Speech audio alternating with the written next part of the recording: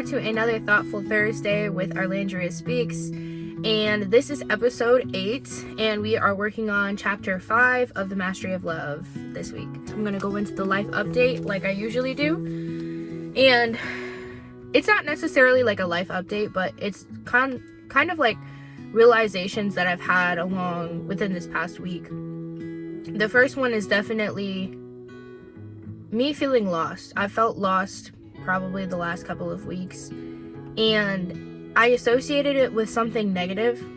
Like I didn't really know where I felt like I was in my journey right now. I feel a little bit confused about what I want to do and who I am and all those things, but the biggest thing that I can get from feeling lost is that once you're out of the familiar of who you used to be, once you start stepping out and being the person that you want to be, you feel a little uncomfortable.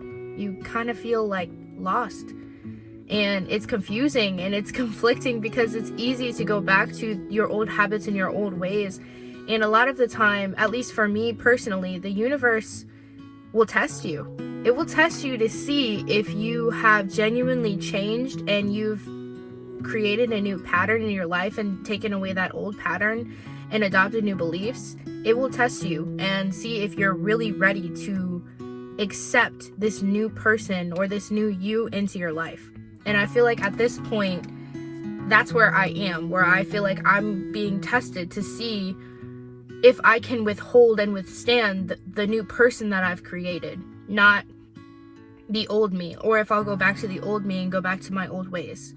It's definitely a struggle, and it's a challenge, and it's hard, and it's tough, and that's just part of life and part of dealing with life. But it kind of makes me really proud of myself. I talked to my therapist today, and I've talked to her about how I viewed a relationship that I've been having. And when I was explaining it to her, I said sometimes I can't tell whether or not I'm being rational or over dramatic about a situation because I'm so used to making things explode. That used to be my normal reaction to things.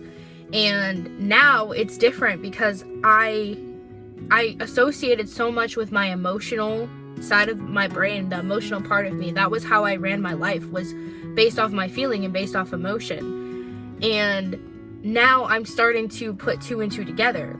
And I wasn't emotionally mature at all. I just led with only emotions and I never thought about things logically. But now I'm putting them together and it feels uncomfortable. It's a little confusing, and I'm like, is this really what I want, or is because it feels so new that it doesn't feel quite right. It doesn't feel like it fits like it should. But that's how you know that it's working, because it's starting to change your views and your beliefs in a different type of way that you'd never expect. And I'm really proud of myself and really happy that she said that to me, because there are so many times that I've felt I really didn't think about things before I did them. I was very impulsive. And now I think and analyze information so much more, and it makes my life so much easier, and it makes me process my emotions so much better because I'm thinking about it from a rational standpoint. I'm like, okay, this is how I'm feeling. Why do I feel this way? And when you come from it from that point of view, it gives you insight onto so many things that you need to work on, or so many things that you never thought you had issues with. It's scary. It really is. It's a scary time, and it's an uncomfortable time. And I've started to get to a point where I was like, I don't really know if is it me? Do I feel like I'm confused? I don't really know who I am right now. And it's a good thing, because I'm becoming a new me in a new way. And the longer amount of time that I continue to process and work and interact in this way in everyday life, that the more comfortable I'm going to get with this new version of me. And a lot of the times that's why a lot of people don't really want to change, because it's so uncomfortable. It's like you're deciding, either you decide to, I talked to my mom about this and I said this to her, you either want to sit in your blanket in your little comfort zone while a fire's going on around you and there's flames everywhere, and you're comfortable in that. So it's comfortable to you that everything's falling apart. Or you can get out of that fire and sit in another uncomfortable situation. Like, let's say you're afraid of talking to the police. That's another example. You're talking to the police, or you have to go and talk to the police about the fire. Which one do you want to do? Like, technically the police is going to help you, right? It's going to help you, but you don't necessarily want to do it. Yeah, like that's the type of situation it is. Would you rather sit in the fire, or would you rather go talk to the police? That's pretty much where it's at with that and how I felt. And I've been reading this book called The Mountain Is You by Brianna Wiest, and she's such an amazing author. She writes in such a way that is so easy to distinguish and make you really look at yourself. And she's very scientific, but she's also a little bit spiritual. So when she talks about how you process your emotions and how you process your trauma, it's very scientific. So it's straight facts. And if you're a factual person like me, it's really nice to see how things lay out, and you kind of understand it more, and you come from a place of more like you're analytical at yourself instead of shaming yourself for feeling a certain type of way. Part of the chapter, it literally says, your feelings are not your reality. Your feelings are not your reality. And I was like, ooh, that's a good one, because a lot of the times we get so caught up in our emotions and how we're feeling at that certain time that we don't do the things that we need to, or we continue to go into a spiral and everything else comes to the back burner. That's why it's so easy for people to commit suicide, because in that moment they're feeling like, I don't want to feel this pain anymore. I want it to go away. So they do something to make it go away. But that was just a feeling. That was just something that they felt in that moment. That doesn't mean that it lasts forever. And I've had to experience this many times where I've had issues with suicide all of my life. Well, from my teenage life to now. And that's the way I like to see it now. I know, I'm aware that what I'm feeling, or when I'm feeling that way, it's not going to last forever. And that's what kind of stops me in that trace, where I just kind of let myself feel what I'm feeling and let it pass. Or I process it, let myself process it while I'm feeling it, and then I let it pass and it goes away. It does. It really does. That was like a whole tangent, but yeah, another thing that I feel like I've really realized too is intuition. I have issues, or I did have issues, I still am working on it, with trusting myself. Trusting what I'm feeling is real versus, or what I'm thinking and feeling is real, and believing that it's true. Because I believe a lot of the times things happen for a reason, and there are certain times where there is also a divine timing where things happen according to exactly the way they're supposed to happen. So you have a realization. And I pay attention to what's going on in my life as a sign to go with or go without a certain situation.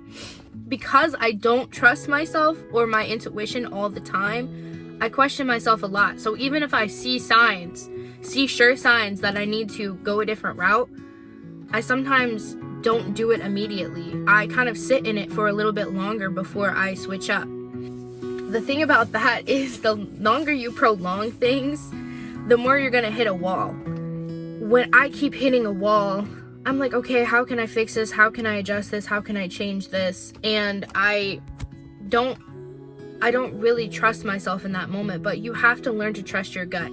And that a part of the book too with Brianna Wiest is, it says your intuition, your gut instinct isn't loud, it's not panicky.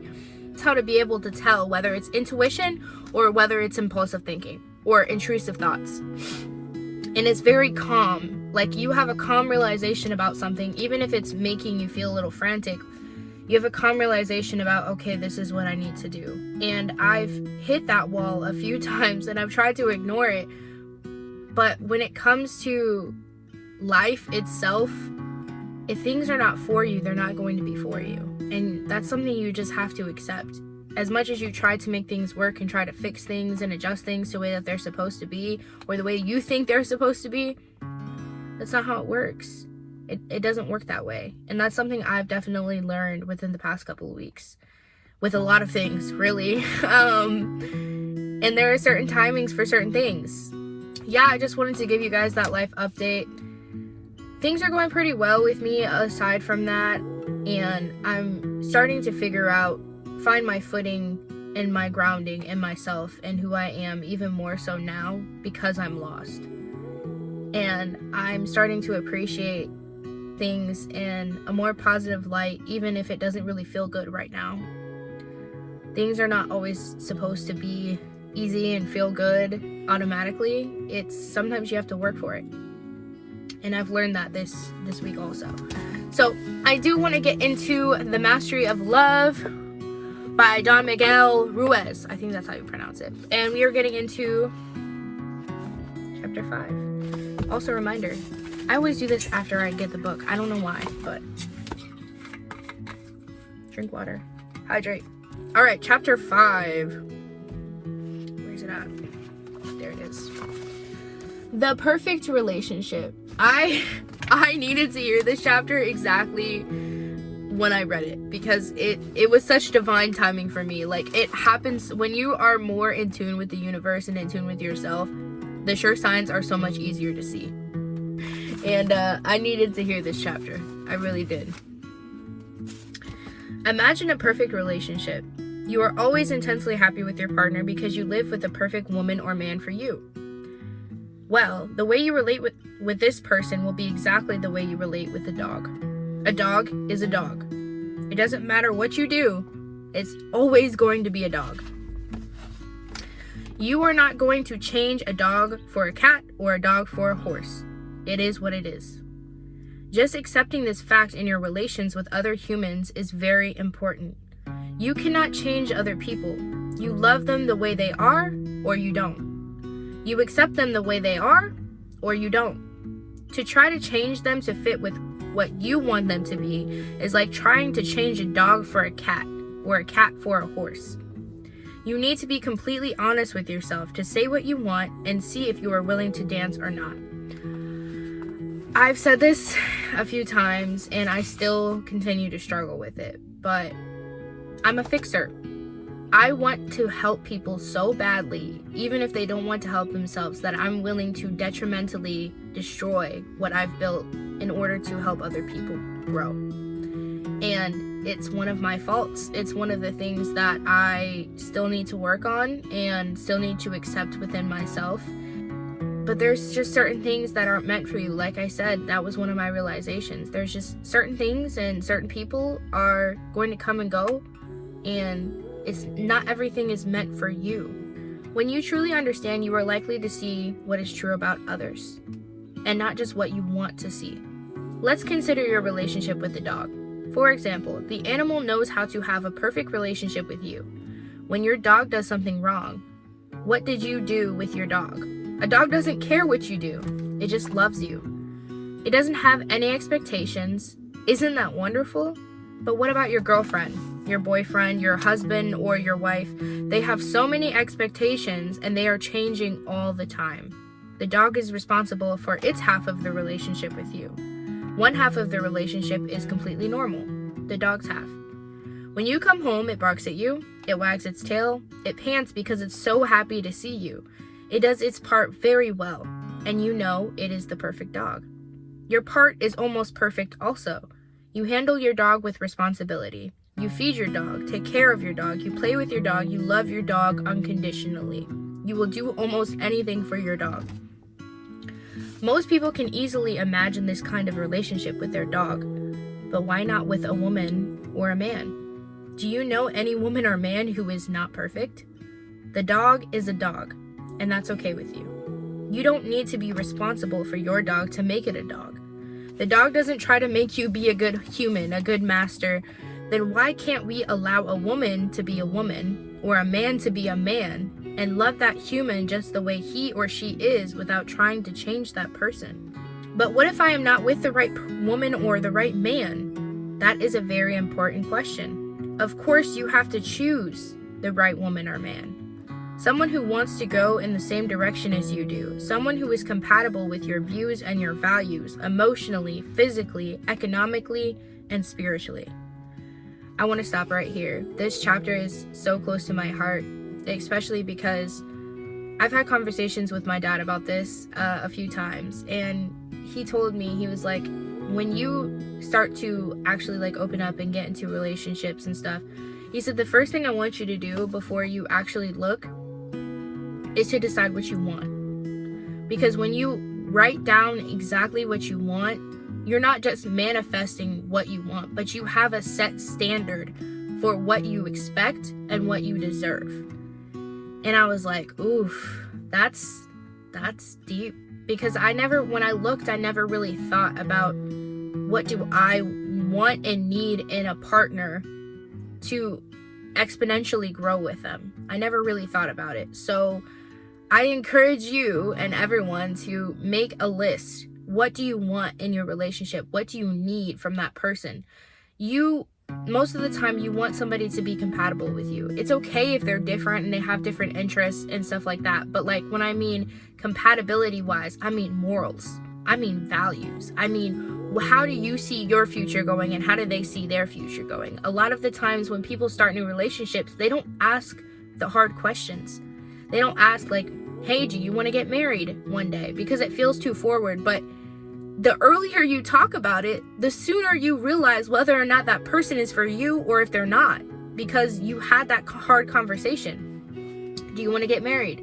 Do you want to have kids? What do you see your future being like? What type of career are you trying to have? Or if they're already established in their career, does that work for you? Are they too busy for you? Do you feel like you need somebody that has more time for you? Because every single person is different and everybody's needs are different, and there's always going to be a different person for different people. Like my compatibility, what I need and what I want is always going to be different than what somebody else needs and what somebody else wants. And sometimes it matches up and sometimes it doesn't. And you have to decide whether or not you want to make the compromise when when you meet somebody, if you want to meet them at that level or not. Because not being honest and not being truly yourself when you first get into dating somebody or talking to somebody, it's going to create problems later, because you're going to slowly reveal that mask that you hid. You're going to start slipping, or they're going to start slipping, and you're going to see things that you didn't expect from them. That's not how you should go into a relationship, and you should be open to being vulnerable with them, because if you are looking for somebody, you have to be emotional with them. You have to connect with them on a vulnerable and emotional level. And if you can't do that, don't look for a relationship. It's that simple. How do you know if your partner is for you? Let's imagine that you are a man and a woman is going to choose you. If there are 100 women looking for a man and each will look at you as a possibility, for how many of these women will be the right man? The answer is, you don't know. That is why you need to explore and take the risk. But I can tell you that the right woman for you is the woman you love just the way she is. The woman you don't need to change at all. A huge part about me being single and dating now is I have commitment issues. That's part of the issue. I have commitment issues, and I had to start seeing dating as a revolving door. Because when I meet somebody, I truly care about them. I see them on a level that I would want to be seen, and that's how I view it. I want somebody to see me in my purest, truest self, and not just from the surface level that everybody else sees me as. So I approach people that way, not even if I'm dating them, just period. And it's hard for me to let go of people because I see so much good in them. I see so much potential in them. I see what they could be, and when I do that, it's hard for me to let go of. It's hard for me to let go of them and realize that like it was just a passing moment. So I have to start seeing things as a revolving door. Like but Beatrice's podcast is called The Self-Love Fix, and her alumni from her program, she did her I think it was her 12-week program. She said, I met this guy and I really liked him, and we were communicating and we were like talking on so many different levels, and I loved it. But then he said something, and we had a conversation about something that was too important for me to let go of, and I had to let go of him. And that was hard for me, but it made me realize like, hey, he's not the right person for you. And that's okay. You don't have to try to force things that aren't going to work. And I was like, damn, I feel that. I get it. Like, it's definitely a hard thing to do, especially when you love people so much and you're so sensitive to others, because you take into account their feelings so heavily that sometimes it's detrimental to you. You are going to be the right man for her if she loves you just the way you are, and she doesn't want to change you. She doesn't have to be responsible for you. She can trust that you are going to be what you claim you are. She will not come to you pretending to be something that you later discover she is not. The one who loves you just the way you are. Because if someone wants to change you, it means you are not what that person wants. Then why is she with you? There are so many examples I can give of relationships like this where people get into long-term relationships not necessarily realizing the other person that they're dating until it's too late, and they start complaining about them to other people. But ultimately, you can't complain about the person that you chose because that's who you chose. And if you're not happy with them, you cannot force them to change. It's only up to them to decide that. So the best thing you can do is let them go and let yourself go and experience a new relationship with somebody that completely understands you and somebody that you're willing to be with and take all their flaws and all, be who they are. It's so easy for you to see every person just the way she is. You don't need to lie to yourself. You can see what it is you are buying, and you either want it or you don't. You know the kind of man or woman that you want. The one who makes your heart sing, the one who is aligned with the way you are, the one who loves you just as you are. Why pretend to fit someone? Why pretend to make someone fit what she is not? It doesn't mean you don't love her. It means you make a choice and say yes or no because you love yourself also. A lot of the times when we start relationships or people start relationships, they don't necessarily like themselves very much. And that's really a hard thing to do, because when you're in a relationship or when you're coming into a relationship, you have to love yourself before you love anyone else. I know that's such a cliche thing to say, but it is so true. You can love other people when you don't love yourself. I've done it before, but you don't love that other person healthily. You don't love them unconditionally. You always love them with conditions, and you always expect things out of that other person, because you can't even love yourself. You can't even get yourself to the point where you're like, look yourself in the mirror and say, I love you to yourself. There's no way for you to be able to share that and give that healthy love to somebody else if you can't look yourself in the mirror and say that. It's not possible. Let's imagine that you get a dog and you love cats. You want your dog to behave like a cat, and you try to change the dog because it never says meow. What are you doing with the dog? Get a cat. This is the only way to begin a great relationship. First, you have to know what you want, how you want it, when you want it. You have to know exactly what the needs of your body are, the needs of your mind are, and what fits well with you. Like I just said, make a list. If anything, make a list. Make a list of what you want. It doesn't have to be like physical wise or exactly what you want. I want them to have a college degree and they have to be in this career set or whatever the fuck. Like, it can be, I want them to be smart and have intellectual conversations with me. I want them to be able to take care of their body and be healthy and fit and exercise. I want them to do such and such thing. I want them to care about themselves and have a self-care regimen like I do. I want them to believe in God. I want them to do whatever. And it's not being mean. I know some people see it that way. They're like, well, that's kind of shallow, or that's kind of mean if you don't date this person because of that. I'm not saying don't date them and interact with them, and you can decide whether or not that is a top priority to you or not. But you have to be selfish. You have to love yourself enough to have standards. You do. And if they can't meet those needs that you absolutely have to have, then you have to let them go. There are millions of men and women, and each one is unique. Some will make a good match for you, and some won't make a good match at all. You can love everyone, but to deal with a person on an everyday basis, you will need someone more closely aligned to you. I needed to hear that. I will say that again. You can love everyone, but to deal with a person on an everyday basis, you will need someone more closely aligned to you. Project what you feel you really are, and don't pretend to be who you are not. In order to buy, you want to see the quality of what you are going to get. But in order to sell, you need to show others what you are. It isn't about being better or worse than someone else. It's about being what you are.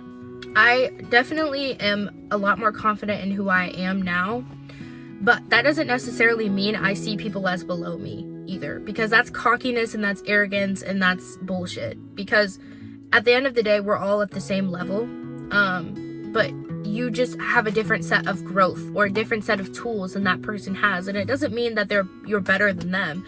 It just means that you're experiencing life in a different way, and that's 100% okay. You see what you want, why not take a risk? You see it as not what you want, you know you're going to pay for it. Don't go around crying, "My lover abuses me," when it was so clear for you to see. Don't lie to yourself. Don't invent in people what is not there. This is the message. If you know what you want, you will find it. It is just like your relationship with your dog, but better. See what is in front of you. Don't be blind or pretend to see what is not there. Don't deny what you see just to get the merchandise, and when that merchandise will not fit your needs. Don't deny what you see just to get the merchandise when that merchandise will not fit your needs. When you buy something you don't need, it ends up in the garbage. It's the same for the relationship. Of course, it can take years for us to learn this painful lesson, but this is a good beginning. I think this is really, really important to hear, especially from me. I like to always put astrology in things. I'm a Pisces moon. A moon sign is usually what your emotions, how you react with your emotions. And as a Pisces are very imaginative and creative people. They are very, very in their head. They love to daydream. And a lot of the time I used to make up a reality of a person in my head, and I saw them in that way, and that was who they were to me. But that wasn't actually who they were. And I tried to make up to see that, like, I gave them labels and standards and certain things that I wanted them to have, but they didn't have. And I wanted to believe that they had it, but it wasn't in there in the first place. And it was like me trying to force my beliefs onto them, and that's not actually the image of who they were. And it always ended up screwing me up later in the first place. It ended up screwing me later on in life, or later on in the relationship. You already have a certain amount of time invested in a relationship. If you choose to keep going, you can still have a new beginning by accepting and loving your partner just as she is. But first, you will need to take a step back. You have to accept yourself and love yourself just the way you are. Only by loving and accepting yourself the way you are can you truly be and express what you are. You don't need to pretend to be something else. When you pretend to be what you are not, you are always going to fail. If you decide to be with a person, don't try to change anything about her. She has the right to be who she is. She has the right to be free. When you inhibit your partner's freedom, you inhibit your own, because you have to be there to see what your partner is doing or not. And if you love yourself so much, you are never going to give up your personal freedom. I've definitely done this in past relationships where I tried to mom them. I tried to get them into doing what I felt like they needed to do for them. And it always hindered me because I stopped focusing on myself. And I always put all of my attention and all my effort and all my energy into making sure that they did what they needed to do for them, that I completely drained all my energy and I no longer had time for myself. And it's not a fun thing to do. And a lot of the time, most of our problems come from ourselves. And that was a huge problem that I made. I created it. Explore the possibilities. Be yourself. Find a person who matches with you. Take the risk, but be honest. If it works, keep going. If it doesn't work, then you do yourself and your partner a favor. Walk away. Let her go. Don't be selfish. Give your partner the opportunity to find what she really needs. And at the same time, give yourself the opportunity. If you cannot love your partner the way she is, someone else can love her just the way she is. Don't waste your time. And don't waste your partner's time. This is respect. You don't have to have attachments to the past. All of us can change and it can be for the better. This is a new beginning for you to forgive whatever happened between you and your partner. Let it go, because it was nothing but personal importance. It was nothing but misunderstanding. It was nothing but someone being hurt and trying to get even. It's not worth whatever happened in the past to spoil the possibility that you can reach heaven in the relationship. Have the courage to go for it 100% or let it go. Let go of the past and begin every day at a higher level of love. Of course, you need to look at what it means to have the good moments and the bad moments. If being emotionally or physically abused is a bad moment, I don't know if a couple should keep going.